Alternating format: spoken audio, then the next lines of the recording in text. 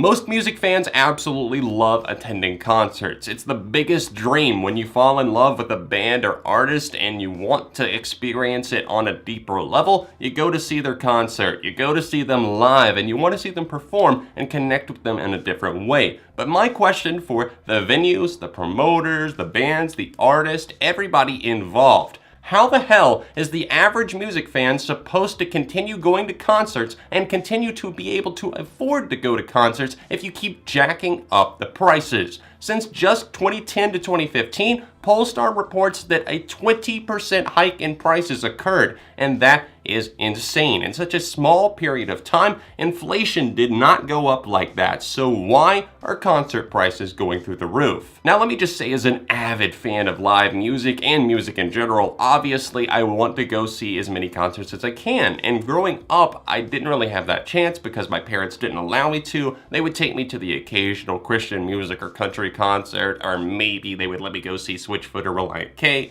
and it just didn't exactly scratch that itch for me. Now, as soon as I turned 18, I started going to shows. I became an adult, and I wanted to see as many bands as I could live, and that was possible because ticket prices at that time still were not outrageous. I was seeing acts that were considered somewhat big at that time, and I still wasn't paying these insane prices. Hell, I saw My Chemical Romance and Blink-182 together, and I only paid $50 for that ticket. It's gone from me being able to do stuff like that to, in 2013, paying to see Avenged Sevenfold in the Pit and paying $75, which I still don't think is outrageous by any means because you're right there at it and they put on a big show, to that in 2013 to now that same exact ticket costing over $150. I saw them in Atlanta, and the most recent time that they came through at that same stop, it was easily over $100, and that is outrageous to me. In just such a short amount of time, the ticket prices are just flying up. And I think the main reason for this is because the music industry is struggling. There's so many people out there saying there's no money in music anymore. We don't know what to do. And the fact is, many bands and artists are relying solely on touring to actually bring in money. But at the same time, they're not realizing that they're screwing over fans in the process and putting up a wall between them and the fan. Basically saying you have to pay this outrageous amount in order to get in. If you're actually a true fan, you'll still continue to come see me. Even though streaming services like Apple Music, Spotify, Deezer have probably played into a big reason as to why the artist isn't making as much money anymore on royalties and that sort of thing, because people aren't purchasing songs, radio isn't anywhere near as big as it was, and obviously traditional album sales are kind of going by the wayside more and more by the year. I think that another big thing is the fact that touring bands and artists in particular, especially many pop stars and that sort of thing, are not willing to cut down on their production costs. When in reality, if you maybe got rid of some of the 80 backup dancers or the crazy theatrics or the insane fire show, or maybe just found a cheaper way to do it without having 80 assistants for every little thing, then maybe, just maybe, you could cut down on the fucking production cost and pass the savings onto the consumer, aka the people that want to come see you live in concert because they love you. You more than likely do not need 80 backup dancers. You more than likely do not need 15-piece bands to be accompanying you on every stop with a full orchestra. You more than likely do not need all of these excessive things, such as 3 big dollar openers that you have to pay out outrageous amounts to every stop on the tour. You more than likely don't need those things, and as a result, it's driving these ticket prices through the roof. And so many people I've seen saying, I can't even afford to go to these concerts, John, and I have experienced this firsthand. I recently tried to purchase tickets to go see Paramore, and while their prices for the Pit, which I thought were still a little bit high, are fine by today's standards, $79 to go see one of my favorite bands, it's not that big of a deal. But the fact is that it doesn't stop at $79. And this not only lies with a problem with the band, or label politics as I would call it. I don't think it's really on them. I think it's also on these ticketing services like Ticketmaster, obviously. Ticketfly being a little bit better, but Ticketmaster being the biggest one. Hopefully Amazon tickets will be a big competitor in the future, but we'll have to see. Ticketmaster put these huge fees on each ticket that I was going to purchase. I was going to pay $79 per ticket. Okay, fine. That's still really expensive, and that definitely makes a dent in the bank account, but going to see them, it would be worth it. But they tack on a $25 fee per ticket, plus you have to pay to get them shipped extra, which is another $5. And all in all, it was going to cost me $220 for 2 pit tickets with $79 each.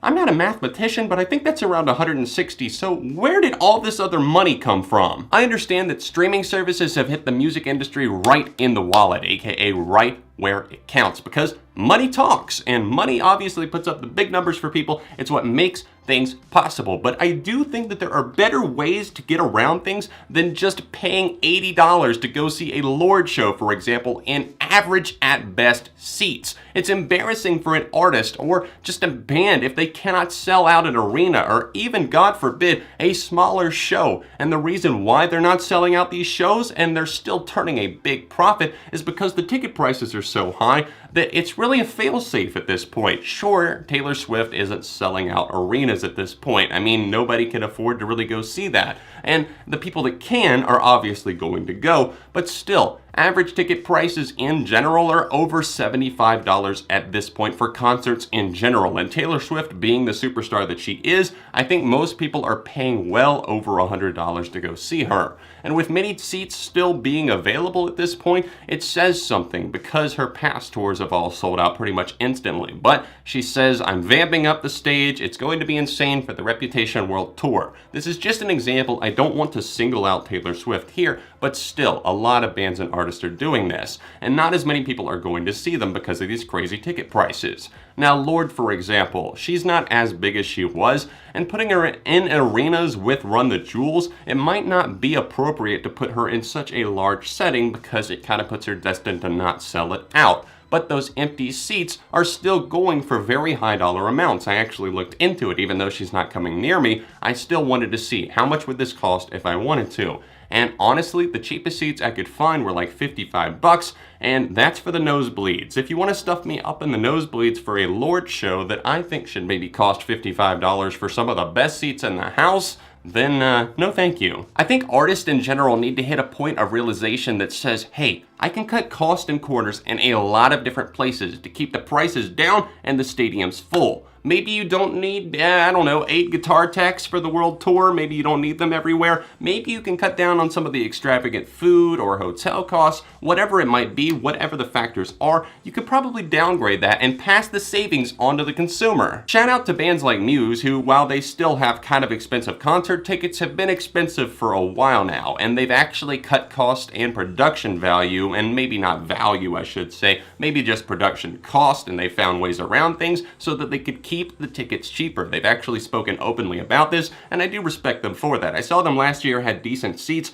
and let me just say, I paid what I expected to pay. It's walking, talking proof that you can downsize on some things without hurting the overall quality of the show and the production value. And while I understand that some things just boil down to things that we really can't comprehend as consumers, label politics, and obviously the concert venues itself, or maybe the band just needing to be paid more for whatever reason, or they have to pay off the opening acts. And I feel like these secondhand services, sometimes like StubHub in particular, they almost encourage ticket scalping, which basically says people are buying up these expensive as-is tickets, and then they make them twice or 3 times as much. I mean, imagine trying to get Beyonce and Jay-Z tickets. I mean, even years ago, people were joking about the fact that they had to really get a second mortgage on their house, or they couldn't pay rent this month because they had to get Beyonce tickets. I mean, if you were paying $200 and now it gets on the secondhand site StubHub or something, and you're having to pay $400, $500 for the nosebleed seats, I mean, come on, end me. It's something where I think that they're trying to overcompensate for the fact that they're not making as much money as they used to, so they're jacking up the prices of merch and all of these other things,